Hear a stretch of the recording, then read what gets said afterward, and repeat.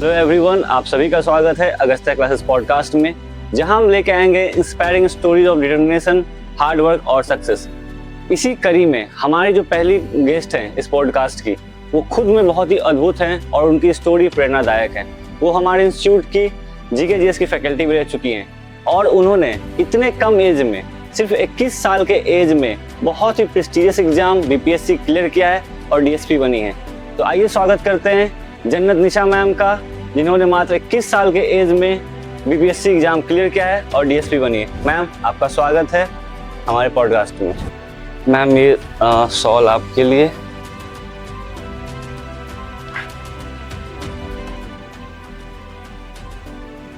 ये भी मैम आपके लिए, अगस्त्या क्लासेस की तरफ से, हमारी तरफ से आपके लिए। First of all ma'am, congrats आपको इस सक्सेस के लिए, इतने प्रेस्टिजियस एग्जाम क्लियर करने के लिए।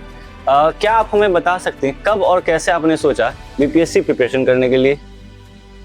मेरा पहला अटेम्प्ट 2024 में रहा। मैं सबसे पहले यूपीएससी की प्रिपरेशन कर रही थी और उसमें मैं असफल रही। तो मुझे लगा कि सिविल सर्विसेज तो मेरा गोल है, तो रास्ता तो कुछ भी हो सकता है। तो मैंने फिर बीपीएससी चुना और फिर 2024 में मैंने पहला अटेम्प्ट किया।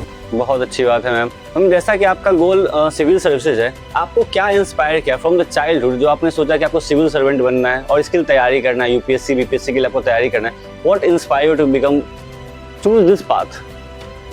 एक्चुअली मुझे जब यूपीएससी या बीपीएससी का शब्द भी नहीं पता था, तब से मेरे पापा, क्योंकि वो बीपीएस में रह चुके हैं, बिहार पुलिस सर्विस में उन्होंने सर्व किया है 2002 तक, तो उनसे ही मुझे इंस्पिरेशन मिली थी। और उन्होंने ही, होता है कि बचपन से जो आप सुनते जाओगे वो आप खुद ब खुद सोच में ला देते हो, तो वहीं से मुझे इंस्पिरेशन मिली है। बहुत अच्छी बात है। जब घर में हमारे पास इंस्पिरेशन है तो बाहर देखने की जरूरत क्या है। और ये बहुत अच्छी बात है कि एक फादर से आप इंस्पायर्ड होकर आपने ये पाथ चूज किया है, तो डेफिनेट सी बात है आपको उनका सपोर्ट बहुत मिला होगा आपने इस पाथ में। आपको कुछ बता सकते हैं उसके बारे में आप? एक्चुअली 2022 में मेरा ग्रेजुएशन कंप्लीट हुआ था और तब तो मैं एलिजिबल भी नहीं थी। भी मेरे पापा का था कि नहीं, तुम आज से ही, मतलब उसी टाइम से प्रिपरेशन स्टार्ट करो। और तब उन्होंने मुझे दिल्ली भेजा कि आप तुम जाके कोचिंग करो। और 2 साल उन्होंने मुझे बहुत ज़्यादा मोटिवेट किया और सपोर्ट किया। और इनफैक्ट वो आज भी मुझे सपोर्ट कर ही रहे हैं, क्योंकि अभी मेरा एग्जाम निकला है। तो डेफिनेटली वो काफ़ी विजनरी होंगे, इसीलिए आपको समय से पहले प्रिपरेशन करने का आपको भेजा।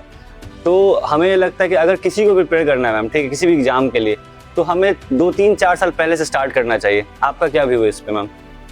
मतलब ये चीज़, क्योंकि कुछ बच्चों के लिए कम वक्त रहता है तो फिर वो परेशान हो जाएंगे। ये एग्जामिनेशन है तो 2 साल का, खुद इसका प्रोसेस 1.5 साल में कंप्लीट हुआ है। मैंने 2024 अगस्त में फॉर्म भरा है और दिसंबर में पीटी का एग्जाम हुआ और फाइनल रिजल्ट जून 2026 में आया है। तो ये खुद में बहुत ही एक लंबा इंतजार है और साथ में आपकी प्रिपरेशन होनी चाहिए। तो मैं आई थिंक प्रिविलेज थी कि मुझे मेरा ग्रेजुएशन कंप्लीट हो गया था और मेरे फर्स्ट अटेम्प्ट में काफ़ी टाइम का गैप था। लेकिन ऐसा नहीं है, आप कम टाइम में भी हो सकता है, but consistency is the key. और आपको लगातार मेहनत करते रहना चाहिए।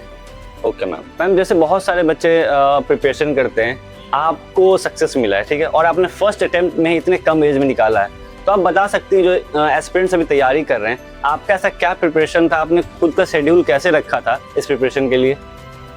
सबसे पहले तो मुझे ज्यादा किताबें खरीदने की शौक नहीं थी। अच्छा। मैंने रिसोर्सेज बहुत कम ही रखा था। ठीक है। और हालांकि जो मुझे ऑनलाइन मिल जाता था मैं उससे ही, मतलब क्योंकि बीपीएससी था तो मैंने सबसे पहले पेपर एनालाइज किया, 5 साल का पूरा पीवाईक्यू एनालाइज किया और उससे मुझे समझ में आ गया कि पीटीआर कट ऑफ टच करना है और मेरिट हमारा मेंस से बनता है और इंटरव्यू से बनता है।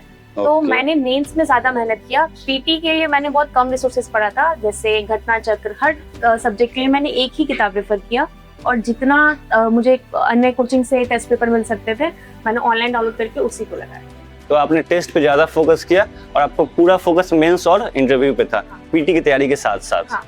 ये काफी अच्छी बात है, जो बहुत सारे एस्पिरेंट्स अभी तैयारी कर रहे हैं उनके लिए काफी इन्फॉर्मेटिव रहेगा कि बहुत सारे किताब खरीद के नहीं लाना है, एक किताब से रेफर करना है और जो अपनी तैयारी है उस पर फोकस करना है। मैम, जैसे कि आपने प्रीलिम्स दिया, मेंस दिया, फिर इंटरव्यू दिया, तो तीनों एग्जाम से पहले कैसे आप खुद को प्रिपेयर करते थे? क्योंकि बहुत सारे बच्चे बहुत नर्वस होते हैं और आता हुआ भी चीज एग्जाम में नहीं लिख पाते हैं, तो आपने खुद को कैसे प्रिपेयर किया उस एग्जाम से पहले? मैं हमेशा एक डेडलाइन पे काम करती थी। मेरा एक प्री शेड्यूल बनता था, एक 6 महीने का, 1 साल का और मंथली। Okay. मैं वीकली कभी नहीं बनाती थी, क्योंकि मुझे पता है कि आज कुछ ना कुछ होगा या कभी भी कुछ भी हो जाता है। और सबसे पहली बात तो रेस्ट्रिक्ट नहीं करना चाहिए अपने आप को, एक दीवार में या एक रूम में बंद हो गए और किसी लोगों से इंटरेक्शन नहीं करना है। क्योंकि मेरा ही जर्नी आप देख सकते हैं, 2022 से मैं प्रिपरेशन में लगी हूँ, 2026 में जाके मुझे सफलता मिली। तो ये 4 साल का जो टाइम था, आप इसमें एक जैसा नहीं रह सकते हो। लाइफ में बहुत अप एंड डाउन्स भी आते हैं, डाउन्स आएंगे, लेकिन ये है कि बहुत सारे दिन आएंगे कि आप बिल्कुल नहीं पढ़ोगे, आपको किताब खोलने का दिल नहीं करेगा, पर उस टाइम है कि आपको खुद को बिठाना पड़ेगा, ऐसी बात है नहीं। और एग्जाम के पहले यही है कि सबसे पहला चीज कि आप अपना जगह मत बदलो। आपको लगेगा मैं यहाँ बोर हो रहा हूँ, लाइब्रेरी ज्वाइन कर लेता हूँ। एग्जाम के 10 दिन 20 दिन पहले ये ब्लंडर किसी को नहीं करना चाहिए। अच्छा, ये मेरा है क्योंकि मैंने एक बार किया था ये। अच्छा। हाँ, फिर वापस से मैं फिर अपने पुराने जगह पे शिफ्ट हुई। और दूसरा कि अगर आपको ऐसा लग रहा है कि आपको डर लग रहा है तो बहुत अच्छी बात है, डरना जरूरी है। हो तो बहुत अच्छी बात है, और डर नहीं रहे हो तो फिर आपका मतलब गोल उतना बड़ा नहीं है, क्योंकि आप ओवर कॉन्फिडेंट हो। और जहाँ तक रही बात गलती की, तो मैंने आते आते क्वेश्चन गलत किए हैं, ठीक है, लेकिन वही होता है कि आपको उस वक्त यकीन रख करके अटेम्प्ट्स लेने होंगे, तो आपको रिस्क लेना पड़ता है। किसी को नहीं पता, मुझे भी नहीं पता था, 19 तारीख के रात तक मुझे नहीं पता था कि मैं सेलेक्ट होने वाली हूँ। तो आपको वही पूरा रिस्क है, आपका पूरा लाइफ ही रिस्क है, तो एग्जाम भी एक रिस्क है। ऐसा नहीं कि खुद के नॉलेज पे, खुद के किए गए मेहनत पे भरोसा करना पड़ता है। ठीक है। जब आपका रिजल्ट आया 20 तारीख के शाम को, तो आपने जब अपने नाम देखा पीडीएफ में, और जब आपके स्पेशली माता पिता ने को आपने बताया होगा, उन्होंने देखा होगा, तो आपका क्या रिएक्शन था और आपके माता पिता का क्या रिएक्शन था? मुझे था कि पहले तो मुझे डर था क्योंकि मेरा 21 इयर्स था, बहुत सारे पोस्ट तो मुझे ऐसे ही नहीं मिलते, मार्क्स रहे चाहे नहीं रहे। एलिजिबिलिटी की वजह से मुझे मतलब टोटल 27 पोस्ट में मुझे 12 ही पोस्ट मिल सकता। अच्छा, 12 पोस्ट के लिए बस एलिजिबल थी आप? और उसमें भी एज रिस्ट्रिक्शन के कारण। ओके। तो मुझे बस था कि बस पीडीएफ में नाम आ जाए। ओके। क्योंकि जब आप बहुत ज्यादा डर जाते हो जी, और क्योंकि एग्जाम हमारा रिजल्ट 5 बजे डिक्लेयर हो गया था, मतलब डिक्लेयर इन द सेंस कि वो अनाउंस हुआ था बीपीएससी के थ्रू, पर 7 सवा 7 तक मेरे पास वो पीडीएफ आया। वो 2 घंटे मुझे तो लगता है कमजोर दिल वाले लोग तो नहीं रह पाएंगे। बहुत डिफिकल्ट रहा वो पेशेंस। फिर वो पीडीएफ आया, मैंने अपना नाम सर्च किया, तो वो पीडीएफ में नाम मेरा नहीं आया, तो मुझे लगा कि नहीं हुआ शायद। फिर मैं स्क्रॉल करती गई और मैंने एसडीएम वाला सेक्शन तो पूरा ही स्किप किया क्योंकि मैं उसके एलिजिबल थी नहीं। आप एसडीएम के एलिजिबल ही नहीं थे? नहीं। ओके। फिर मैं जैसे बीपीएस वाला सेक्शन में गई तो उसमें मेरा नाम था और वो हाईलाइटेड था क्योंकि मैंने सर्च किया था वो पीडीएफ में। तो तब मुझे लगा, फिर मैं मतलब अपने पेरेंट्स को बताई तो वो लोग एकदम ही शॉक रह गए। इनफैक्ट 1 घंटे के बाद भी मेरे पापा पूछते हैं कि वो तुम ही हो ना, एक बार रीचेक करो उसको। टिपिकल मिडिल क्लास फैमिली की सफलता मिली है मगर फिर भी भरोसा नहीं हो रहा कि कुछ अच्छा होता है, यकीन नहीं होता है। तो मैम मतलब कि आप डीएसपी के लिए एलिजिबल थी बस, और जिसके लिए आप एलिजिबल थी वो सबसे बड़ा रैंक आपको मिला है। तो ये बहुत ही बड़ी बात है कि आपने जिसके लिए तैयारी की और लिमिटेड सीट होने के बाद भी, लिमिटेड रिस्ट्रिक्शन होने के बाद भी पदों में, फिर भी आपको सबसे बेस्ट मिला। तो कांग्रेट्स मैम आपके जर्नी के लिए भी और आपकी मेहनत के लिए भी। और मैं आपसे एक और बात पूछना चाहूंगा मैम कि बहुत सारे एस्पिरेंट जो भी तैयारी कर रहे हैं, उनको कौन सी मिस्टेक है, 2-3 आप जो बता सकते हैं जो नहीं करनी चाहिए अपने सफलता के लिए और अपने एग्जाम के लिए? सबसे पहले तो बहुत सारा एग्जाम नहीं देना है, एक मेन गोल रखिए और एक बैकअप प्लान रखिए हमेशा।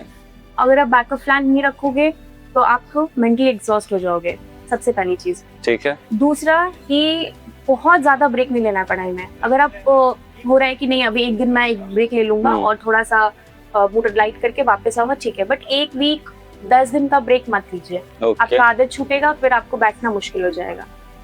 तीसरा कि आप मतलब एक सब्जेक्ट के लिए ना 3-4 सोर्स नहीं है। अब मार्केट में अब पहले क्या होता था कि हमें मटेरियल नहीं मिलता था जी। अब क्या है कि मटेरियल का भंडार है, बहुत ज्यादा है, तो चूजी बनिए अपने रिसोर्सेज को लेकर के, बहुत चूजी बनने की कोशिश करनी चाहिए।